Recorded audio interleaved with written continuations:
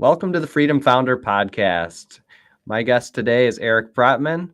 He has been in the financial industry since 1994, working with people around the world. Now, Eric, I want to thank you for joining us today. I honestly am really excited about this topic. I personally feel it's an important one for people from the ultra rich to those that are just getting started on their journey. And I know that's important to you as well. It sure is. And I'm glad to be here, Zach. Thank you. Absolutely. Now, for all of our guests, as I alluded to, you've been in this world for quite some time, working in the financial industry. And I'd love to hear a little bit of that background of how you got started and kind of was this the path that you intended to take all along the career journey as you were looking forward to it? Absolutely not. This was a complete accident. Truly, okay. I studied English and psychology in college. And my plan was to go to law school because English majors are either going to teach or become lawyers or be poets under a tree somewhere not making a living. So I decided to take the law school path. And I took a job out of college working for a major brokerage firm here in Maryland and was in the legal department and fell in love with the finance business. And it was a complete accident. So I wound up taking my LSATs, applying for law schools, getting into law schools, paying a deposit for law school and not going to law school.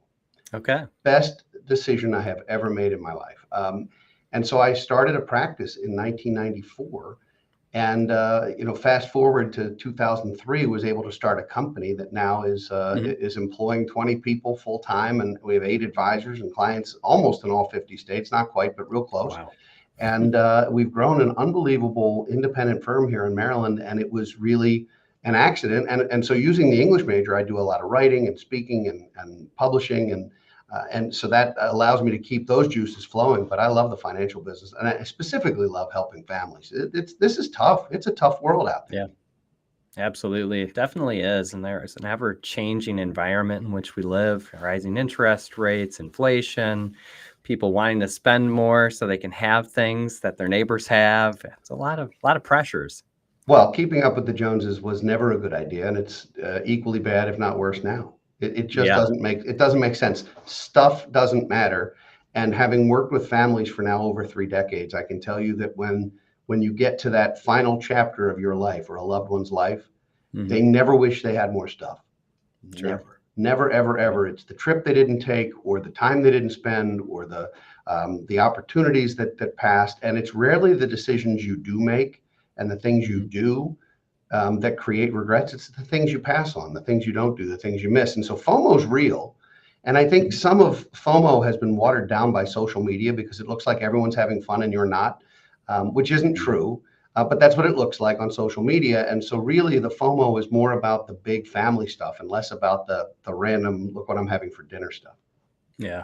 I was going to say that now keeping up with the Joneses, it's so much more of a visual presence of everything and everybody around you and people in the other parts of the country that you wouldn't normally necessarily have seen what's going on in their life, or at least a watered down or a version of their life, a sanitized version that is present on their social media channels. It's nonsense. It's nonsense. None of us put the picture on social media that we don't like. None of us put our bad day on social media. We all put our, oh, check me out, look what happened. And if that's all you look at all day long, you have a tendency to feel like, gosh, I'm not succeeding, I'm not doing anything. And people are bragging about this or that, and most of it's nonsense. It really is. And in Texas, they call it big hat, no cattle. And essentially that means, look at me, I've got a flashy car, I've got this and this and this, but they're not happy people necessarily. And a lot of times they're in a lot of debt too. So, if you're spending money you don't have on things you don't need, something's got to change. Yeah, absolutely. Well, let's talk about that. How do we get there? How does somebody create financial independence, no matter what their level of income is, and being able to get there in this current era in which we live? Zach, I wish I had some crazy epiphany that I could say, here's the magic wand or the magic pill that you can take and everything is better. I'm going to give you some advice that is going to sound, I don't want it to sound boring because we're on live video, but it is pretty basic stuff. The first thing is, if you are already in debt, you must have a debt reduction plan. You must have a plan to get out of it. It doesn't necessarily mean bankruptcy or credit counseling, although it certainly can. But if you're in debt, and not all debt is bad debt. If you have debt because you have a mortgage and it's against your home, or you have a business loan for something that's an asset, that's different. But car notes, student loans, credit cards, they're all abhorrent, basically. And so getting out of debt matters. If you're not in debt, stay that way. Make sure that you are earning more than you spend, whatever those numbers are, because there's only two ways to improve a family's income statement. You can either make more or spend less. For some of us, we can go make more. It might be a side hustle. It might be doing more education to get a raise. It might be changing jobs or employers. But for a lot of people, you can't just make more. And so you have to spend less. And I don't like the budget word. I call that the B word. Nobody likes the B word. And so rather than a budget, I encourage people to pay themselves first. And paying yourself first is a concept that basically says every time you get a paycheck, take some percentage of it and put it into something accretive for yourself, something good. It could be long-term savings, it could be retirement savings, it could be a jar on your bathroom counter, it could be an excess debt payment, anything, but do it every single time, and ideally make it automated so that you don't have the torture of thinking about it. Because unfortunately, what a lot of families do is they get their paychecks and they pay their bills and they hope there's money left over at the end of the month, and some months there is and some months there isn't. It's much better to take that percentage, whether it's 5% or 10 or 30, and put that away before you even try to pay your bills. Because if you can live on less than 100% of what you make routinely and for the long term, you can build wealth. Yeah, absolutely. I really appreciate the basics, because that's really the foundation that we need to start from. Let's not get overly complex, because that frankly scares people. Well, and it should, because the more, anytime someone is pitching something to you that you don't understand, run. Run. I mean, because this is not hard. The math is, sometimes the math is daunting to people, but functionally this is arithmetic. The math is not hard to someone who knows math. The behavioral stuff, the psychology of it, that to me is the hard part. The emotional part of it's the hard part. And so, getting past our own biases and the stuff we learn from our parents, usually the wrong things to do that we learn from our parents or grandparents, and then you get married and you bring the baggage you learned as a kid to your partner's baggage that they learned as a kid, and next thing you know, you've got all of this, like, are we spenders, are we savers, what's important, what's not. And, do we want private school or do we want public school? Do we want a vacation home or do we want to take vacations? Do we want to, have a big house and not take vacations, or do we want to have a small place and be able to travel? Like, all of those things come out in the wash once you have a partner and you're sharing finances with them. Right. What is the value of having a financial advisor in that relationship, whether it's with a partner in your life or if it's a individual that's just trying to figure things out as well? Well, I think the value is more psychological and more advocacy, and more accountability than anything else. There's nothing that we do as financial advisors that's neurosurgery. It just isn't. There's nothing I do that you can't do for yourself. But I would say the same thing's true about a trainer at a gym. You know how to do sit-ups, but unless you have an appointment with somebody, you might not show up. And unless that appointment leads to drop and give me 20, you might not do 20. You might do 7 and hit the showers. So I think there's a benefit to the accountability partner. There's a benefit to having somebody that you are reporting to. And of course, it's nice to have some professional advice and some suggestions that maybe you haven't thought of. I don't want to downplay that. And certainly we will bring some ideas to the table that people may have not thought of. Or we may be able to reframe something that people said, oh, I read an article and that must be terrible. Well, maybe it is, maybe it's not, or maybe it's right or wrong for you. But at the end of the day, really, all of us instinctively know how to build wealth. When you're a 20 or 30 or 40-year-old, you know how to do this. You know to make more than you spend, and you know to be funding your 401k or some kind of long-term plan, and you know to stay out of debt. But whether you do it or not, sometimes it helps to have an accountability partner. Now, where a financial advisor really becomes worth their weight in platinum is when there's a major life event, or specifically when there's the life event that is what we'll call, and I'll put in quotes, retirement. Because first of all, I think retirement's terrible for you and no one should do it. And before everybody hangs up this call or shuts down the video, I don't mean don't be financially independent. And I don't mean don't put yourself in a great position. I do mean don't go from 50 or 60 hours a week to Oprah and shuffleboard. It's not good for you. You won't thrive. So what I will say, though, is when you have to start taking your assets and figuring out how to live on them, how to create income, that is a different skill set than anything we've ever done during our working lives. We know how to put away X dollars a month, and you grow it at whatever percent, and you have these years on your side, and you build the mountain chart, and we've all seen them, and they make sense. What people don't know how to do is how to utilize their resources that they do have, which, let's face it, they're always finite, Zach. Even Bill Gates has finite money. I mean, I could live on what he's got, but it's finite. How do you live on comfortably and with dignity and with as much certainty as possible? How do you live on what you've been able to build? And how do you plan for all the what ifs? What if I don't wake up tomorrow? But also, what if I live to 108 and everything in between? Right.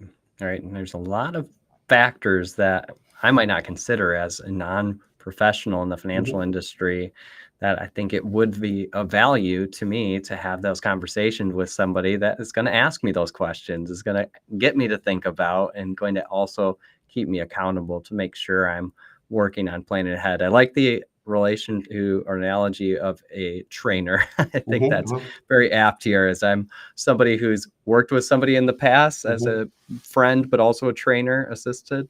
And I definitely pushed myself a lot harder with him by my side than when I'm going by myself. It's just human nature. It is so much easier to quit or to skip one when you don't have somebody saying, I'll meet you at 3:30, or, hey, you've got this in you, get one more set. Yes. When you don't have that, it is a human thing to say, you know what, that's good enough. Yeah. And I consider finance to be very much like physical exercise or nutrition or even medicine. Zach, I like to think of financial advisors really like a primary care physician, someone who is not a specialist at everything, but someone who's going to say, we've analyzed your health and you need a podiatrist and a cardiologist. Sometimes that physical exam, that full look at the whole picture is incredibly valuable. And so I use medical analogies, sports analogies, something that people can sort of wrap their heads around, because it sounds daunting, and it doesn't have to be. Sure. Absolutely. That makes sense. Now, you said that you had started in this industry in 1994 when you're working for a company and made a decision that you liked it. You fell in love with this finance world and ended up foregoing that path that you were started on to become a lawyer. And from 1994 to 2003, gained a lot of experience and definitely some different credentials over that time period. And then 2003 founded your company that today has 20 employees, as you mentioned. I mean, so tell me a little bit, between 1994 and 2003, what was that experience like? And what was that decision or deciding factor to start your company in 2003? The process between 94 and say 99 was one that was extremely challenging, because as a young person, I did not have a book of clients. I brought nothing to the table other than sweat equity and determination. And grit matters, don't get me wrong, but companies at that time, the 90s were a roaring time for markets and the economy, and companies were looking for folks that could immediately move the needle. And I wasn't ready to do that. So I took a role with a life insurance company, and I spent 5 years learning estate planning, getting all of the credentials, as you mentioned, but I was only living on an eat what you kill model. And when you live on a commissionable sales basis, number one, it creates conflicts of interest that are undeniable. And even doing everything in my power to do the right thing, and I always did, it was still sell or starve. And so that was a model I couldn't wait to get out of. And it wasn't until 1998 when I earned the CFP, the Certified Financial Planner Practitioner designation, and I realized I want to do financial planning. I don't just want to do estate planning and insurance work. How do I get into that? And I found a mentor. And to this day, he and I are dear friends, but I spent 3.5 years or so with him, helping him grow a startup business. And learned a lot. I mean, I learned some good stuff. I learned some not good stuff. And to his credit, he was not much of a coach, but he was a great example to follow. And so I watched. I just watched and thought, at some point I can do that. And so it was great to have that mentor. And when '03 rolled around, there was a defining moment where the firm I was working with said, we're only going to work with clients over a certain asset base. Okay. And that's very, very common in this business. We only want to work with people who have, I know firms that say we won't talk to you unless you have $25 million or $10 million or some crazy amount of money. And that wasn't me. It's still not. I'm not fancy. I'm not from money. That's not what I wanted to do. And so we decided, rather than make it some kind of divorce, we made it a graduation. And I was able to move on. I was able to buy out their interest in our mutual clients. I was able to be a resource for them. So if they ran into folks that weren't at the minimums that they were looking for, they could send them my way and I could take great care of them. Yeah. And it became a really, really good way to start a practice. And so that was in '03. And you fast forward, and of course, we went through some really interesting times together, but I started with one full-time and one part-time person. I borrowed money from everywhere. Banks would not lend to me. So if you've had other entrepreneurs on your show, you know that banks will lend you $500,000 to get an undergraduate degree in art history, but they won't lend you money to start a business with a business plan. It's insane. Right. But they'll do it. So no one would lend me money. So I borrowed against everything. I borrowed against credit cards. I borrowed against my life insurance. I borrowed against my house. I borrowed, Zach, from my mom. Okay. And let me tell you, when you borrow from a family member, nothing can ruin Thanksgiving faster than reneging on that promise. So I made sure I paid mom back first, which is true. Kept my credit line there in good shape. But so I borrowed from everywhere. We started up, and now, we've grown to a firm that has multiple divisions, essentially multiple lines of business that we can do, so that we can work with high net worth private wealth clients, but we can also have a something called financial planning for all that is designed to be a way for folks at just about any level to begin the process of wealth building. And on top of that, I wanted to make sure, and our firm wanted to make sure, that we were reaching people who couldn't necessarily afford us or didn't need us. And so I've written books on personal financial literacy. I have a workbook out there that people can go through, and you literally are building your own financial plan just by going through these exercises. They're very inexpensive. We have some resources on our website that are free, and they're designed to teach people how certain things work, whether it's a Roth IRA or financial planning in general or insurance vehicles or other things. How do they work? And so we're really trying to help move the needle on financial literacy, because it's not taught. People don't learn it. Right. You mean it's not in the high school education curriculum? It's not. And there's lots of reasons for that. And in fact, I was fortunate to at one point testify before the state Senate in Maryland in favor of financial literacy education. And I learned a lot about government and the way it works, and sometimes the way it doesn't work. And but in this particular case, even though it didn't work out the way I wanted it to, I understood the why. I didn't meet a single human who didn't say it was a good idea, but I met a lot of people who said, if we begin to legislate curriculum, even though this looks like a good idea, the next time some legislature somewhere wants to legislate curriculum, the ability to do that becomes much more prevalent, much more possible. And we don't want that. We don't want government deciding our education. And frankly, I couldn't argue with that. I agree. Sure. We have to find ways at nonprofits or even at for-profits that are doing some work in the community. We have to find ways to educate people who aren't learning this in school. And there's, to have it be an elective, to have it available. I know a lot of the private schools in this area have begun to do that. I don't know if the public schools have reached that level yet. I'm sure they have some places, but it should be an elective, and the ability to join a club and learn this stuff, everybody would benefit from it. Absolutely. Yeah, I know personally I would have benefited from that early on in my childhood as well, for sure. Yeah. Okay. So 20 years now, 2003 to 2023, 20 employees. So what is the name of your company? BFG Financial Advisors. Okay. Which was a rebranding a couple of years ago. We had been Brotman Financial Group since I started it years ago. Yep. But we acquired a firm out in Ohio called Benwood Financial Group. And because we called ourselves BFG and they called themselves BFG, we decided for the sake of expediency, we would just call ourselves BFG Financial Advisors. And so all of my coworkers, partners, and employees got the pleasure of watching my name come off the building. And it now says BFG instead, and everybody got a kick out of that. But the reality is it's not my business. I mean, I have, there are 5 shareholders. With more on the way. We are a team in every way. This is definitely not, I may have been the seedling, but this has grown into a real team of people, and it's not mine. So I'm glad my name's not on the door, quite candidly.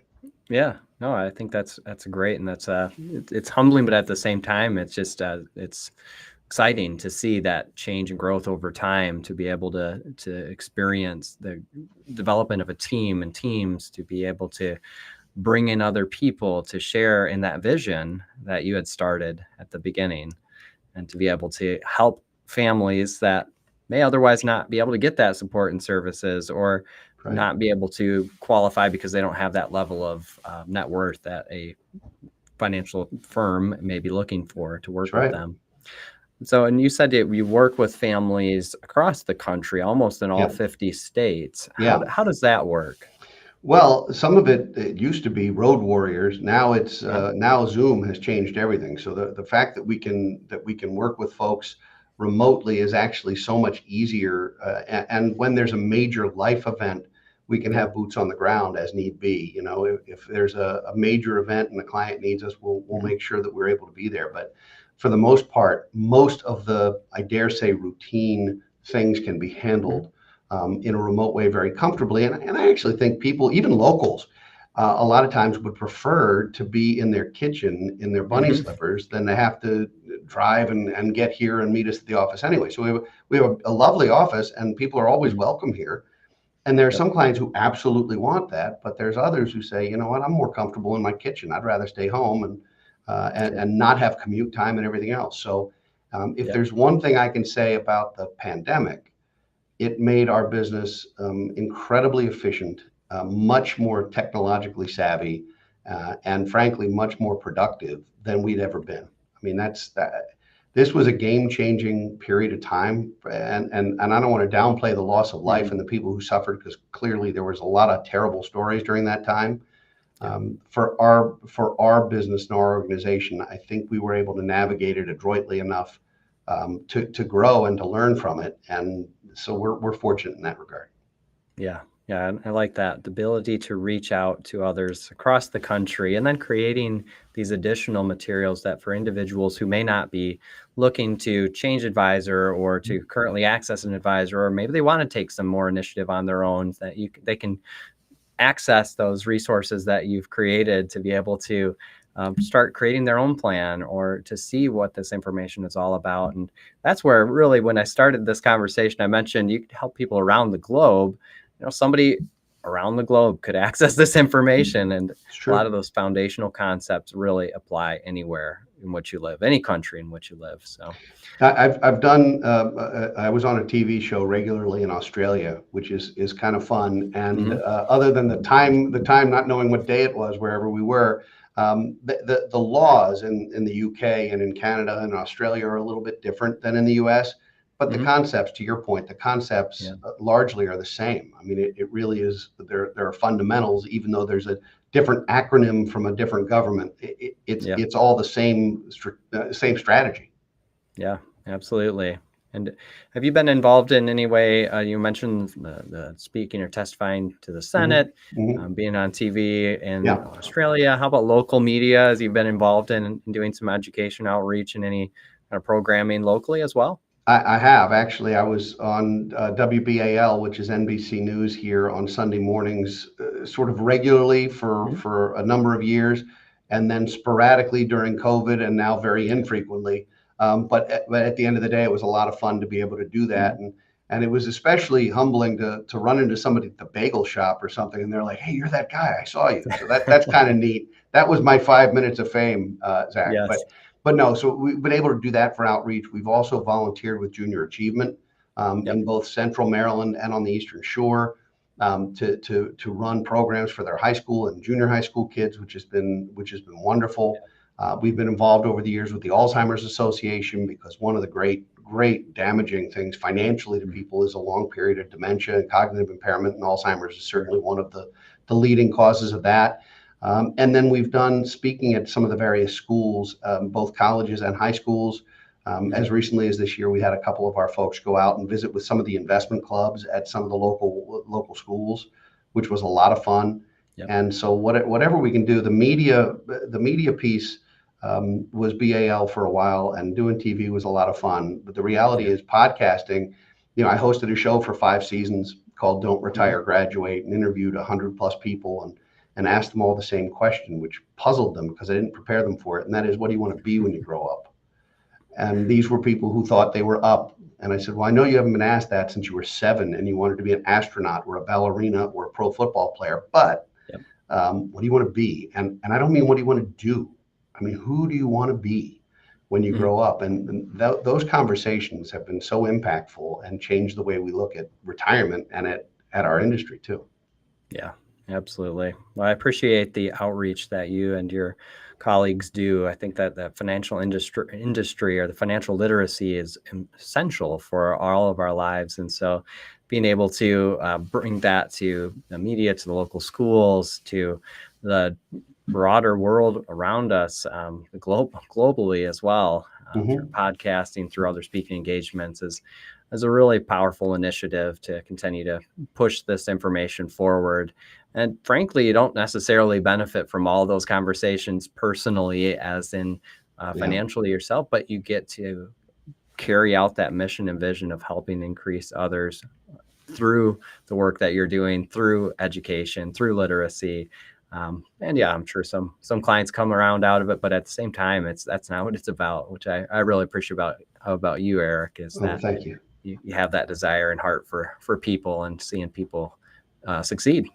Well, so thank you. Yeah. One more question for you that I'd love to ask all of my guests. If you were to be I wasn't prepared for this either. I wasn't prepared for this either. All right, I'm ready. Okay. No preparation required. 0. This is the best, actually. So if you were to be handed $1 million today with no strings attached to that, where would you invest that, and why? How would you invest that? Well, my first question is it taxable? Am I giving half of it up first? Nope, we're going to go straight not taxable. $1 million non-taxable. Where would I invest it?